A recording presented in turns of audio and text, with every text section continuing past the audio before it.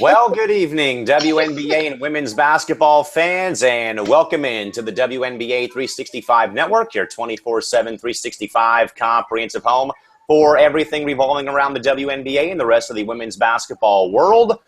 All set for the 2016 WNBA Finals. Lynx and Sparks, number 1 versus number 2, battling it out for all the marbles this upcoming Sunday. With that, folks, good evening, good evening, folks, alongside Crystal Thomas joining us tonight from Los Angeles, California, and our good buddy Marquez Anderson from StarsHoops.net, joining us from the Bayou State at LSU. Of course, folks, Cal McClure joining you here, of course, from Studio 171 in San Diego. And as mentioned again, the final time I'll be in charge of hosting network programming for the rest of this week up until we have our new format shift on Monday night. KT and MA, good to see you guys. How's it going tonight?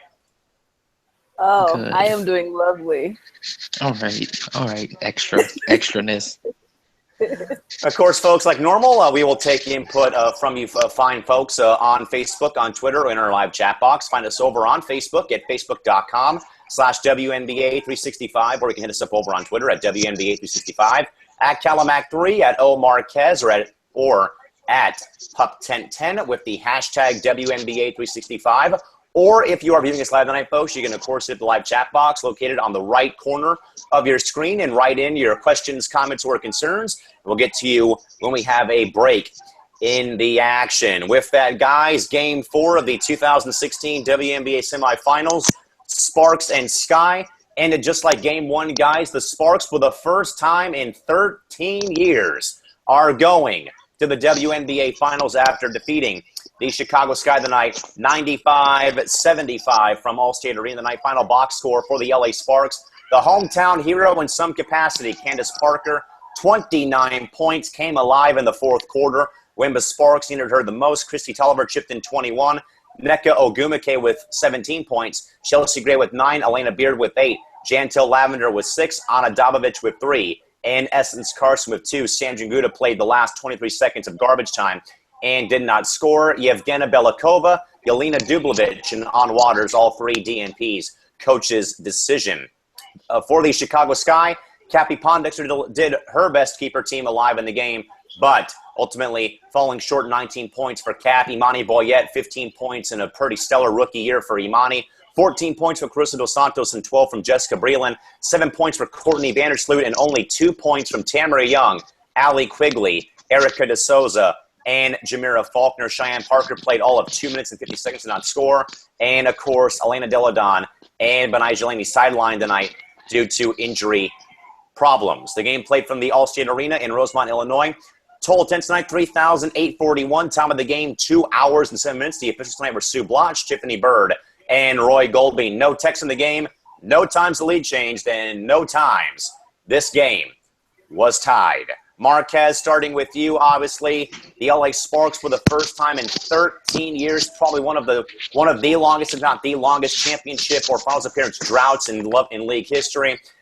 Of course, battling back and rebounding from a very, very, probably a rough stretch of play on Sunday. And as I said, Candace Parker was not going to let her team lose back-to-back games after blowing big leagues incrementally again, putting up the first 9 or 12 points of the fourth quarter alone with a three-pointer and a three-point play with 3 shots. Really came alive and really stepped up her game when she needed to do so the most, of course, in the fourth quarter.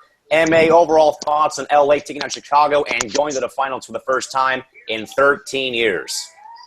Yeah, we all pretty much predicted this was going to happen. I mean, they really should have closed the deal last game, but we all know how that ended. Chicago just was overmatched. I mean, they didn't really have anything to stop Candace and Nneka or really anyone else for the whole series, and that kind of did them in, especially down low at some points. Boyette did what she could, but it just wasn't really enough. You can tell they missed Deladon, and even though she was out, I really don't think she would have made a difference. LA was just the better team. So again, Crystal, starting off with the Sparks at least once more. Again, Candace Parker, after enduring 8 years of, frustration and sorrow and depression, basically, of how the playoffs have gone for LA in recent years, placed probably her best, maybe if not her biggest playoff performance tonight. Specifically, again, KT, the fourth quarter, scoring the first 6 points after nailing a three with a few seconds left on the shot clock, getting fouled for three free throws, making all three of those, and really came alive when LA needed the most. And as much as people have thrown her under the bus for either missing in action in the postseason, she probably played or had her hallmark playoff game in my mind tonight, right here and now again. And LA was able to, of course, after a rough third quarter, Crystal, rebound and get back on track. Crystal, overall thoughts on the Sparks side of the story, at least. Again, the win tonight, the series winner, and again, their first finals appearance since I was 9 years old. Man, it's amazing. It's deep. I mean, you see how hard this team has worked, and not just Candace, but everybody on that team has worked hard. And we saw, honestly, we envisioned this. We envisioned this from the beginning of the season when they had a great start, being 20-1 for a little bit. And I mean, this team is something special. We've seen that. We've seen how they're different from the other teams. We've seen how this team actually meshes with each other and not faking it. Like their chemistry is just amazing, and you can tell on and off the court. And I mean, as a Sparks fan, it doesn't feel real. It's surreal. I mean, anybody wants their team to make the playoffs, makes the finals. I kind of feel bad for Chicago because I actually like that young team, and they're a really good team. I mean, I think they will be back. They shouldn't hold their heads down. They played a really good job. They just didn't have all the keys they needed to beat LA. But, man, I mean, hopefully LA can get it done. I mean, I feel like this is their year. You saw, I felt the same way about Indiana when they played Minnesota, the way I feel about LA right now. So hopefully I'm not wrong. And it's just like, I mean, that's pretty much all I can say. It's hasn't kicked in all the way, but man, it's surreal. Marquez, staying with you, and again, staying with the Sparks side of the story right now. We'll get to Chicago, of course, in the later part of this block. But again, MA, we've seen Los Angeles, rise in the regular season and then fall flat on their face in either the first round as of recent playoffs, of course, 2013, 2014 last season. Then we've seen them go deep in the postseason, either 2012 when they lost to the Lynx in the conference finals, and even recently, of course, even 2008, they lost, of course, to San Antonio. 2009, they lost to Phoenix in the conference finals. Marquez, probably as you think about this, at least looking at the recent years, Marquez, and maybe you probably have seen something different, at least when LA's played San Antonio. Marquez, what would you probably say from your end of the bargain about what is so different about this LA team now as opposed to maybe LA teams of the past in recent years? They look more focused. I think Crystal can probably attest better than I can because she lives there and she's a fan. But it just seemed like they were way more focused and intense this year. I mean, they all came in with that goal of wanting to win the championship, and they played that way all throughout the season. Candace Parker especially, she hasn't been to the finals before. She really made it a concerted effort to make it there this year, especially after the Olympic debacle and what have you. She said she wanted to do that, and her team said the same thing and backed her up, and they got there. Crystal, I think probably you, me, Shorty, and Reagan couldn't, of course, vouch better than maybe Marquez or Eric. But, of course, it's good, though, to kind of get some insight, though, from, some of our outside friends that, of course, have seen LA play either in Chicago or in San Antonio. But I guess, Crystal, I know that you probably that we have touched base on this maybe earlier in the season. Either, they were playing pure pissed-off basketball. Of course, they were blowing teams out early in that 11-0 start, 20-1 start. But, Crystal, what has made this LA team, in your mind, so different or so much more fun to watch this season as to maybe recent years in the past, maybe dating back to last season or even the past playoff woes as of late? Oh, man, the focus level. I mean, from the beginning, you could just see a different intensity, a different focus level. It also helped that they had most of their players back in the beginning of the season. They just had more time to actually play and practice with each other than the other years. And I saw a tweet that you mentioned earlier. Brian Agler went from barely making the playoffs last year to being the number 2 seed in the finals. I mean, that lets you know the difference that a year makes and the difference that your personnel makes. It means a lot. And this team, they've just been playing with a different focus this year. And like I said, they actually like each other. There's no we're pretending that we like each other because our fans want to know. Like, this team is really close, and you can see in the way they play and the way they're off the court. And I mean, they've reached the goal. Now it's time to make their goal a reality, and it's not over yet. But you have to be proud of this team. That moment when a fellow panelist advertises a tweet that I had put out on my Twitter account. Thank you, Crystal, for doing that. Is again, Marquez, staying with the Sparks again once more. We'll get to Chicago, and by the way, for those in the chat box, we'll get to your commentary. We do have a chance here, but again, we're sort of, of course, dragging out a little bit here. Again, the Sparks win tonight, folks, 95-75, their first finals appearance since 2003. But again, Marquez, I know that we had talked about this when we had broke down Cheryl Reeve winning Coach of the Year, but again, with Los Angeles specifically, as I had tweeted out to Brian Agler, here he brings a team together after an 0-7 start or superstar sitting out the first half of the season, no one and really no set lineup the entire season, but yet he's able to get them to work together through all the problems they had in the back door last year. And then 1 year later, with some roster procurement, some trades, and some other free agent signings, here they are, number 2 team in the entire league, 11-0 start, 21 regular season start, best start, tying that 98 Comets team. Now here they are, Marquez, in the finals. Marquez, how much credit does Brian Agler get for the complete 180 that he took LA from last year to this year in your mind? What do you think? Yeah, obviously he gets some. I mean, he is the coach. He did have to put it together. He had some new pieces. He had to get affiliated and accommodated with the team. So, I mean, it took an effort from him and the rest of the coaching staff, of course. So, like Crystal said, though, their turn, even though Candace missed last year, it wasn't really that great for them. And for them to be in the finals this year, it just proves the hard work that they all put in. Crystal, of course, I had gone to 3 games last year, was able to go to 2 this year in Los Angeles. But I think as I think back, though, to last year, of course, Crystal, all 3 games were before Candace Parker came back. They went 1-2 in that stretch where I went to games. Of course, you and I were at the New York in Phoenix, the New York game together. And it's like, you see them play great one night, then the next night they go back to, old habits. Where this year, Crystal, they were consistent in the first half of the season, 11-0, 20-1. Yeah, some bumps in the road later in the first half. And, of course, the Olympic break comes. The wheels kind of fall off the bandwagon. But Crystal, this team stayed together all season, especially in that rough stretch in the second half of the season. They could have gone, 12 or 14 different directions. But, Crystal, Brian Agler really kept this team close. And I know we talked about many things that may have been plaguing Los Angeles earlier in the during the Olympic break. But, Crystal, what would you probably say, though, about Brian Agler's turnaround from last year to now with this LA group in your mind? Man, I mean, honestly, I know when Brian first came for the job, I think we were all kind of like, oh, Brian Agler. I think we were more so worried that he would make the team full of golden girls, which he didn't do. But there's older people on the roster. But I will say this: he's probably one of the best coaches that LA has had. That's no shade to Carol Ross, but we all know what happened in that debacle when players started to turn their backs against her, and you haven't seen that. Of course you see the typical players get irritated with their coach, but that's that happens. That happens in every sport.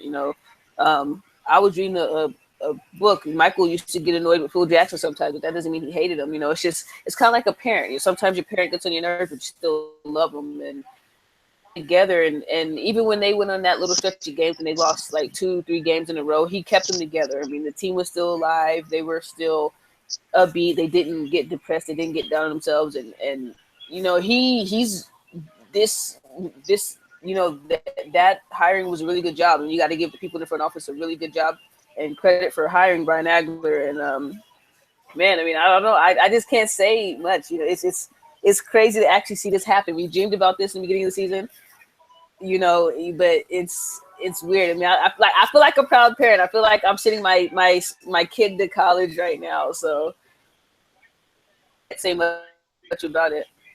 I don't know what that makes me. I told the panel before or off air that maybe I feel like maybe a proud little brother, I guess, because I'm 22, so of course I'm way younger, than everyone else on the team. So I'll call myself the proud little brother, I guess.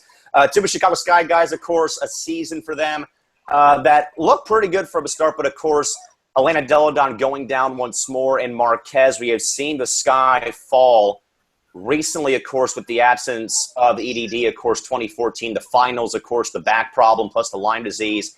And, I mean, it's like you really have to kind of almost like feel bad for Chicago because it seems like whenever they get to the playoffs or in a big moment or a big game, as is the finals, either something is wrong with, something's been wrong with Elena Deladon, of course, guys. It was the thumb injury.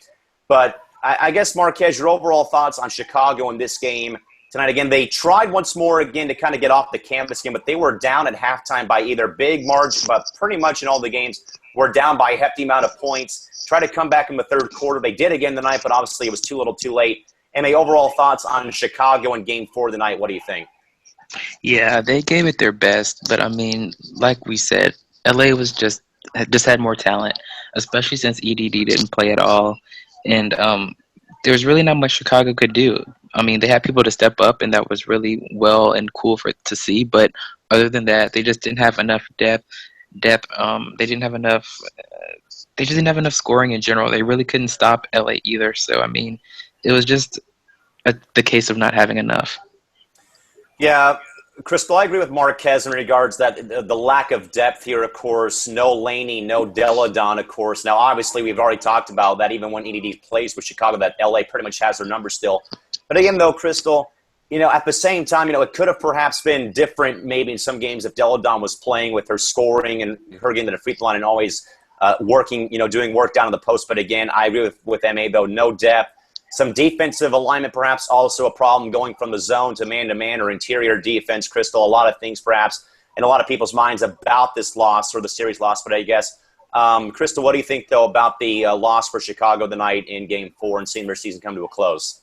Man, it was tough. I mean, I don't think anyone thought Chicago would be, not only do I not think people thought Chicago would be where they were in the playoffs, but I don't think they thought that they would even make it as far as they did without EDD in the first place. I don't think anyone expected them to beat Atlanta. That, them beating Atlanta was kind of their coming out story. Like, okay, we could do this without EDD. We're better than what people think we are. But, they're a young team. They'll be back. I mean, I like Chicago. It's kind of sad when you see a team that you like play a team that you love, and that's pretty much what it was. It's kind of like your boyfriend and your ex. Like, you love your boyfriend, but you like your ex, and you see them, and you're kind of conflicted, and that's what it felt like. And Chicago's a good team, and they definitely should not be ashamed of themselves. They came a long way. I mean, I don't think anyone thought they would be as well as they were, and they did good. I mean, I wouldn't be surprised if we definitely saw Chicago next year. Some comments, guys, and again, we apologize for keeping you guys on hold and shutting you guys out, but we do have to kind of get to some important things before we can get into the chat box. From Todd Mintz, guys, our good man from Buena Park, California, he writes in to say that in his mind, Chicago was too tentative in his mind. It is not funny. They should have run and gun. They should have mixed defenses. If losing by 30, going 100 miles per hour. If I lose by 30, I'm going 100 miles per hour. Tell me how worse that is than losing by 10. Christy Wilson says that she thinks Chicago will be better next year. And Shorty Mamba 24 says, Tanisha Stewart wrote her to say, for Chicago, they did mix up their defensive sets. It's just that LA had an answer this time around, especially against their 2-3 zone as well. At this point, Shorty also said at this point to Toddy, she replied back to something. She says, I can agree with that, but I guess in Pokey's mindset, she went with the zone because Chicago without EDD cannot play man-to-man against LA because LA's length is very disruptive on the offensive side at this point. And good, though, that Shorty and Todd and Christy have been able to kind of have their own conversation. Glad you guys can keep the conversation flowing in the chat box. But, again, we will, again, get to your commentary again, guys, when we have a chance to kind of get to that. Of course, got to get through all the important stuff before we can have a little bit of fun here on the program, sadly. But again, folks, Sparks over the Sky, 95-75, and LA wins the semifinal round 3-1, and again advancing to the finals for the first time in 13 seasons. Guys, I know we had kind of talked about the Sparks, of course, at the top of the program here, but I guess kind of going back though, Marquez, obviously. We've heard it brought up. We heard it brought up on the ESPN broadcast again about how, of course, this is going to be Candace Parker's first time in the finals, of course. And we had talked about, or we had heard at least about, how Candace, after they lost in 08, saying, "Oh, we'll be back here next year," and they got to the conference finals and lost. Marquez, probably in your mind, how much does this mean? At least the finals appearance, I guess, in your mind, mean to Candace Parker for this kind of being, the first stepping stone towards her first title again with her first appearance in the finals coming up on Sunday? I would start singing At Last, but I'm not going to do that right now. But it's good. It's huge for her because I mean she's had a lot of ups, downs, criticisms along the way. Whether it be she doesn't have that takeover factor or that she is this or that or whatever it may be, it's big for her. And I mean, everyone can tell that it meant so much for her to win this game because it kind of really puts her on a different level as opposed to where she was at the beginning. Because I mean, a lot of people have used the criticism of, well, she's never played in the finals. Now she has with a chance to win. So I mean, it's just huge, and she deserves it. I can't think of anyone else that deserves it more. So again, Crystal, and again, Marquez now advertising my Instagram account, plus a couple tweets I retweeted from our good pal Anila Khan. Of course, Crystal, there's been ups and downs. There's been, criticism of her career. There's been a lot of things thrown pretty much in her face, from injuries to her pregnancy in 2009. That's also kind of been brought up. But I guess, Crystal, in your mind, I guess, how much does this mean in your mind to Candace Parker, again, making her first appearance in the WNBA Finals coming up on Sunday afternoon? I hate to compare NBA to WNBA, but if you remember, they did the same thing to LeBron. It took LeBron around the same amount of time to win a ring. It took Jordan around the same amount of time to win a ring. Tamika Catchings, it took her a long time. Same with Simona Gus's. I honestly think people expect superstars and certain people to have a Magic Johnson type of career where you win it in your rookie year. That doesn't happen all the time. I mean, not saying it's impossible, but I feel like we as fans put too much pressure on these athletes and put too much,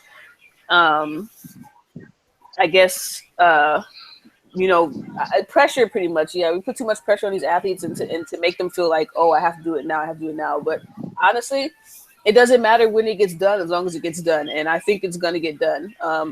The way that this team's been playing, I don't think they're going to let Candace and Nneka go out like that. I don't think they're going to let J-Lab go out like that.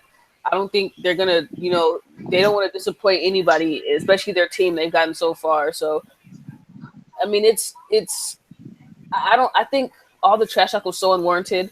I mean, they prove, first of all, it's hard to get to the finals. Let's say that. Everybody makes it seem like you can click a button and you're in the finals. It doesn't work like that. That's one thing. So I think we should, now is the time where we let Candace live and realize, she is as good as we thought she was, but it just took a little bit.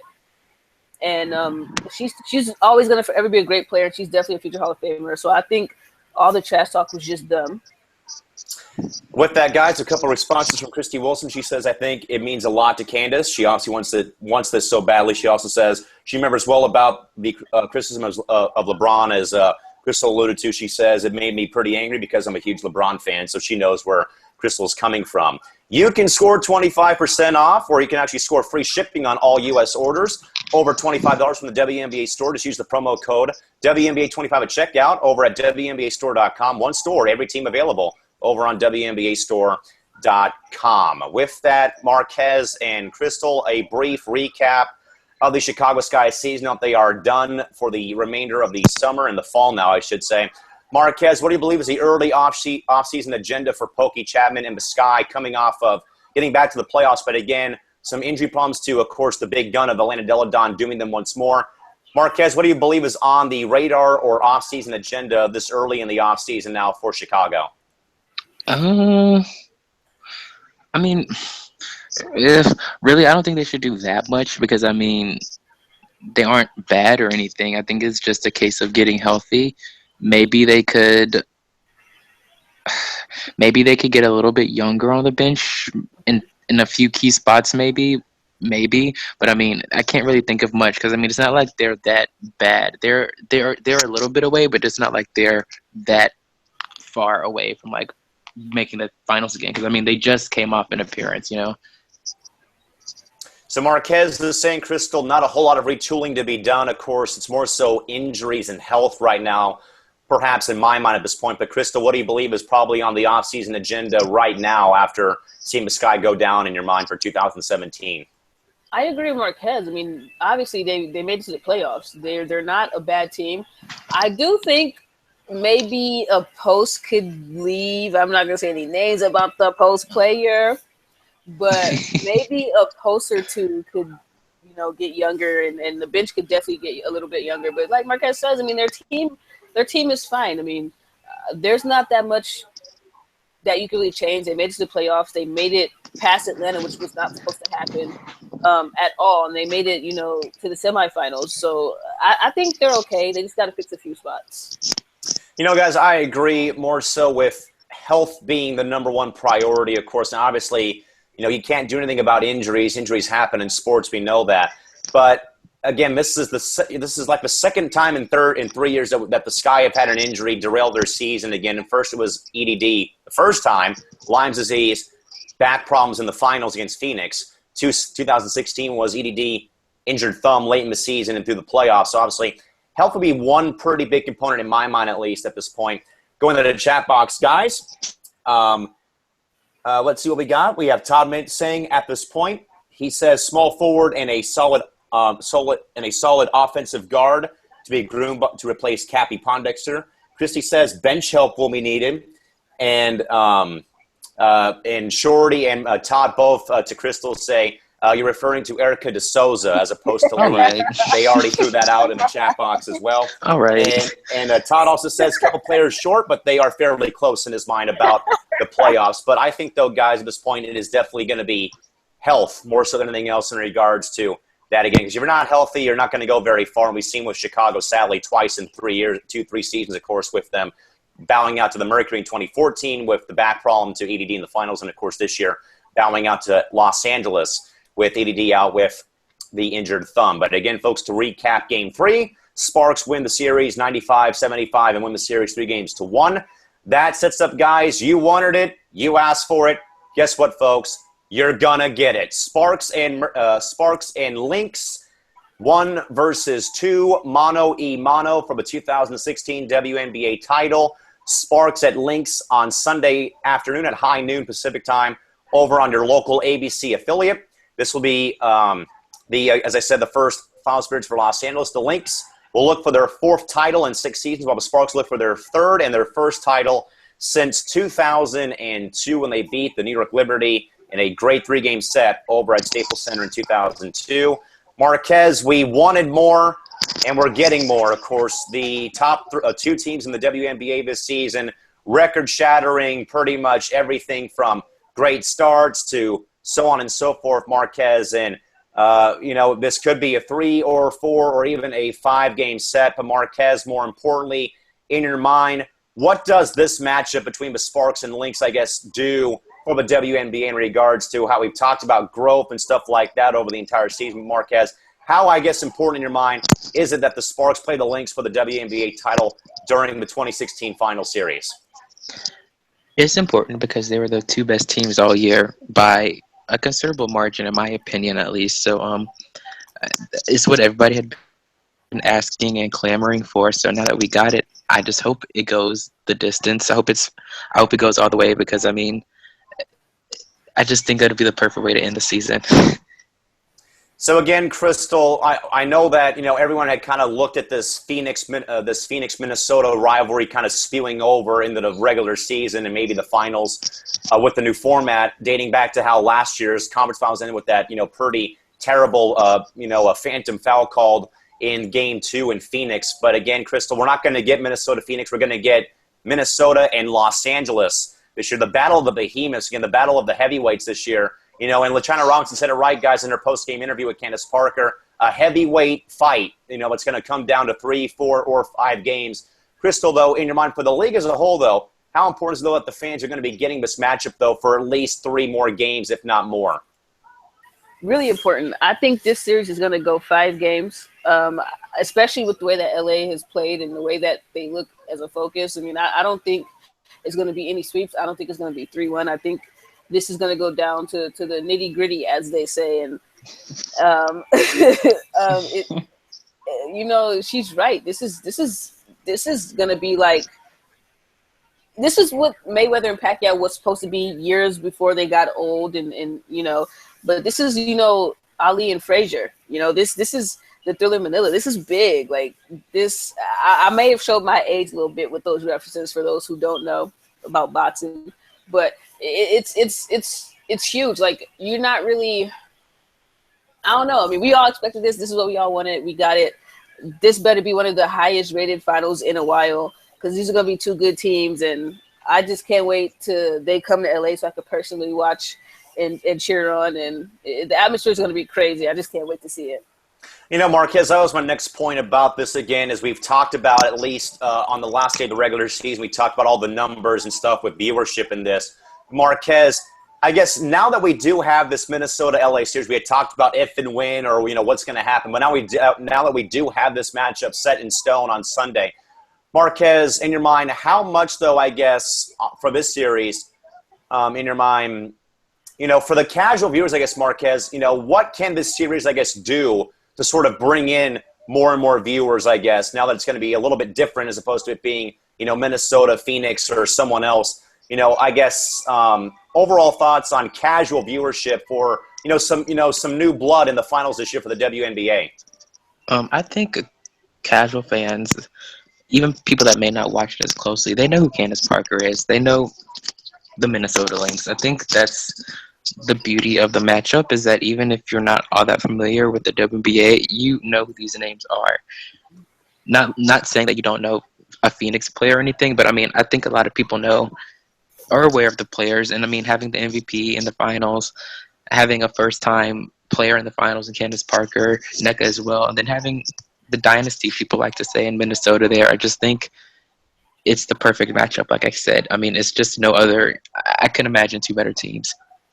You know, and Crystal, I think Marquez is right again when we talk about, you know, the casual viewers tuning in, you know, at least that this time that there is obviously a team that's been there before in Minnesota with, you know, with their superstars. But now you're going to have some new blood on the other end of the court again. You have Candace Parker, Nneka Ogwumike, Jantel Lavender, Crystal Tolliver again, and an LA club that's making their first finals appearance in 13 years. But again, Crystal, how important is it, though, again, that this matchup again, or I guess to kind of rephrase again, you know, how important is this matchup, though, in your mind, for not just, you know, fans like us viewing, but also for the, you know, for casual viewers or even those naysayers too that, of course, always want to give the WNBA no love for no reason? Well, first of all, I want to give a shout out. I mean, Chrissy Tolliver did not miss a 3-pointer at all tonight. That's impressive. I forgot to say that earlier in the show, but that's a hard feat to do, and she had to more. But to answer your question, I mean, yeah, you know, like you said, it's new blood. This is going to be fresh. I know I'm tired of seeing Minnesota in the finals. They're a good team. I say this all the time. I'm tired of seeing Minnesota in the finals. It's kind of like, this is why I say I feel like LA could take it, because I felt the same way when they played Indiana, and I was like, oh, man, it's Minnesota again, and then Indiana actually pulled through and won. I think the same thing can happen. I want to see a fresh face. It's weird that it's two Western teams with this new format. This is kind of different, but it's kind of fun at the same time. You know, you have two of the top teams who are just going to keep going at each other nonstop, and, man, this is going to be a fun ride to be on. By the way, guys, I just wanted to say this real quick that I got a comment on a video I shared. It was actually the video that the WNBA shared on Facebook and on all their social platforms about Candace Parker being mobbed by her teammates. I got a comment from one of my good friends, Mark McHenry. He's actually, guys, a dancer for the Mercury and Sons hip-hop squad. He actually wrote into me saying, I am generally happy for the Sparks and for the LA organization that Candace Parker and the team is going to be going to the finals this 2016 season. So a little bit of love shown from the great people down there in the Valley of the Sun here tonight with the Sparks, again, folks to the finals for the first time since 2003 when they, of course, lost to the Detroit Shock in that 2003 series. Now some storylines, of course, guys.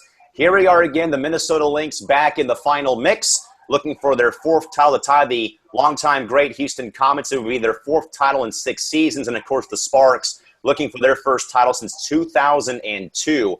Marquez, you have finals experience versus a young team or a youth in regards to no playoff experience or no finals experience at least.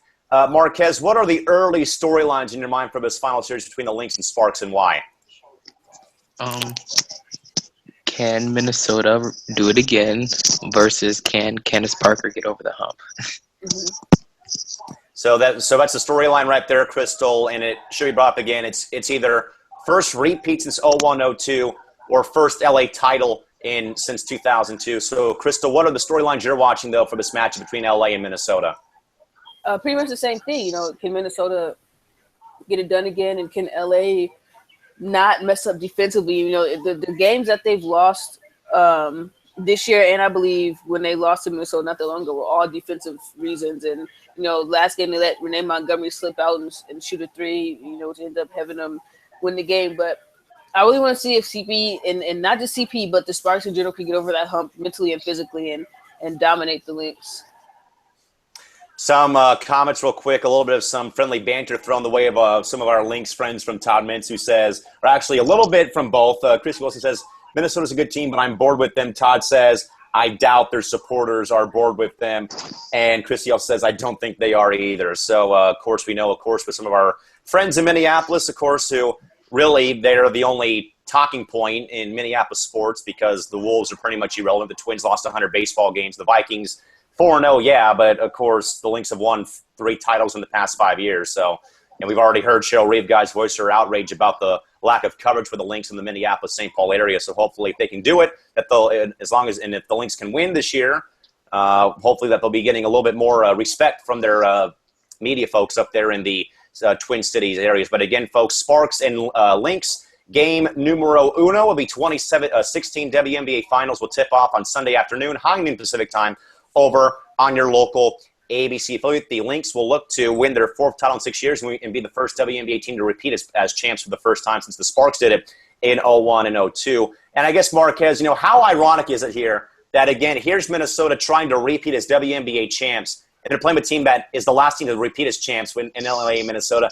It's like, Marquez, now it's like it's almost inevitable that LA and Minnesota will play again, because here the Lynx will try once more to repeat as champions, playing a team that was the last team to do it in 2001, 2002. So again, Marquez, how inevitable is it now that we have a team trying to repeat and break what this other team already did in 01 and 02, I guess, to add like even more fun to this what's going to be an epic final series? Yeah, like you said, it just adds more fun and excitement to the matchup as a whole. I can't, it's just exciting. This is the matchup I wanted. This is the matchup Crystal wanted. Everyone wanted this matchup because, it's LA and Minnesota. As soon as they both started off the season the way they did, everybody was just like, oh, yeah, this has to be the finals matchup, and we're getting it. So, again, Crystal, it's almost inevitable, again, as I said, here the Lynx will try again to repeat as champs, facing a team that was the last team and still is the last team to repeat as champs. Crystal, does this add a little bit more flavor to the rivalry, or at least a little more flavor onto the plate of the series, at least between the Sparks and the Lynx, with this also being a caveat as well? Definitely.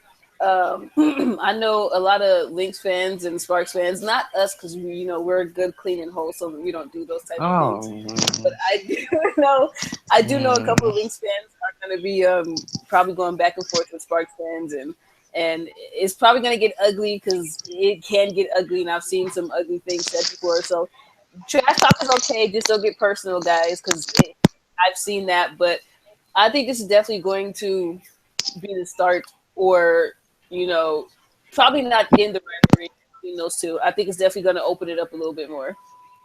Won't be hearing anything from me, folks. I got to be good, clean, and wholesome with my. No, I'm the one that's good, clean, and wholesome over here with my professional job, actually announcing games. So I'm going to keep it, even Steven here, and we'll hope for the best. But again, folks, once more, Sparks and Lynx Game 1, WNBA Finals Sunday afternoon, 12 noon Pacific time, over on ABC, folks. The schedule, by the way, going as follows, real quick for this matchup as well. Games 1 and 2, of course, going to be in Minneapolis and/or St. Paul on Sunday and Tuesday.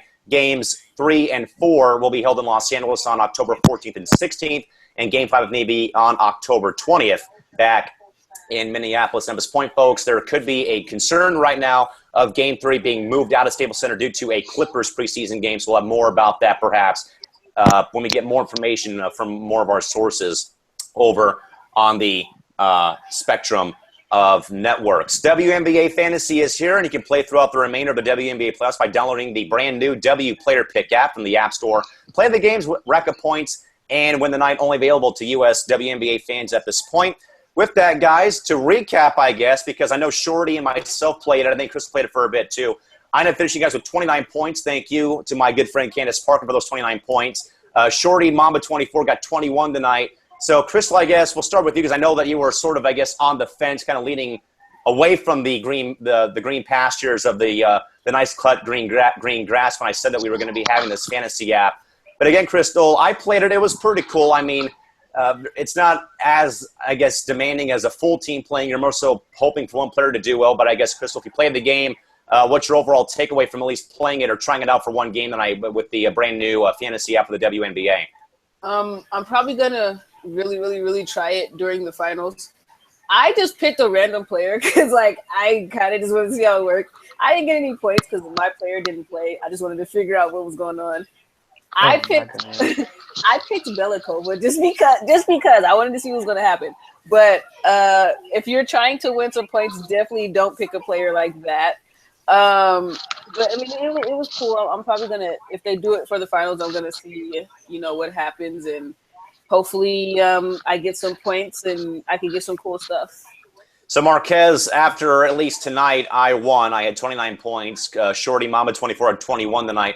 I don't know, Marquez, if you played, but I was looking at the leaderboard. I saw some familiar faces. I saw our good buddy, Pat Friday, who was also taking part in the action tonight, too, on the fantasy app tonight. But I guess Marquez, okay, so I'm not sure if you played it, Marquez, but if you're but if you give it a roll during the postseason, I think you'll like it. But I guess, MA, overall thoughts, I guess, on at least the first night of trying to figure out this brand new WNBA fantasy sports app. Well, I don't play, but I will say it's just a way to get people more involved, and it's a fun thing. I mean, the prizes and like the points thing, who's gonna rack up the most, it adds a whole new fun dimension to the game. Crystal will probably have to use better picking judgments come the finals, but hey. I was just trying it out. I didn't know what to do. I just kind of clicked on something, and it just happened to be Belikova, and I was like, all right.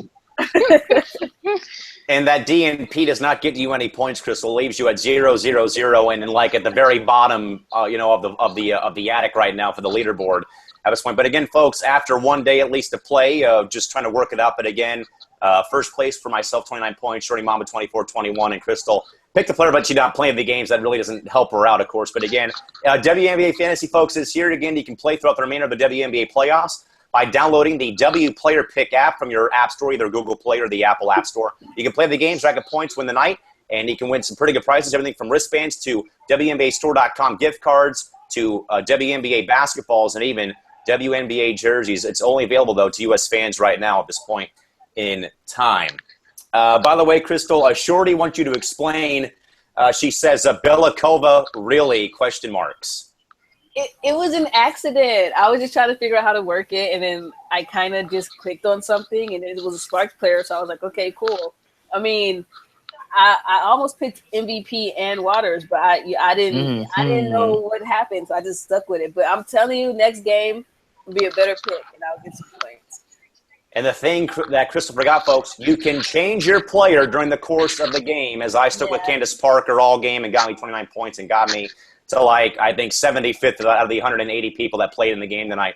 But again, folks, try the app out for free and let us know what you think about it. We'll have more about that, of course, later time and date. But again, folks, to recap your final score from tonight's action, Sparks to the finals for the first time in 13 years, 95-75. Sparks Lynx 1 versus 2, mano-a-mano, round one fight.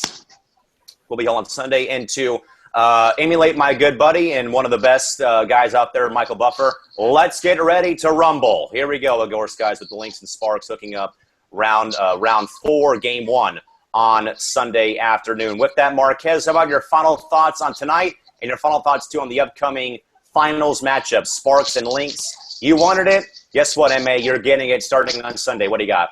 Let's go Sparks. Let's go Sparks. That's going to sum up for Marquez. Crystal, how about you? I'm ready. Let's get it going. I'm ready to go to a parade and get wrapped in with my animal friends. I am ready. Let's do it, LA. Let's get it together.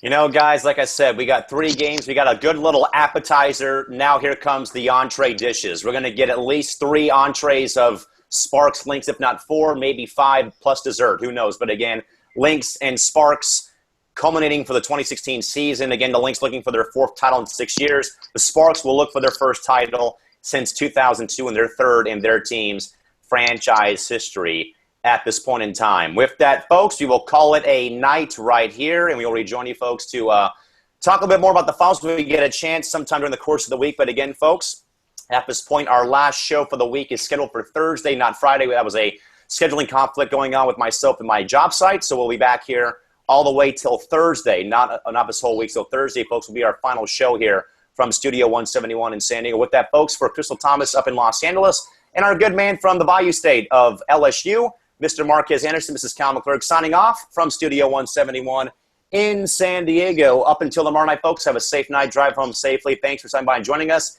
and good night. And for once, one final time, folks, again, Sparks 95, Sky 75. Sparks to the finals. Minnesota, LA, Game 1, Sunday afternoon, high noon Pacific time on your local ABC affiliate. Take care, folks, and good night. See you tomorrow. Bye-bye.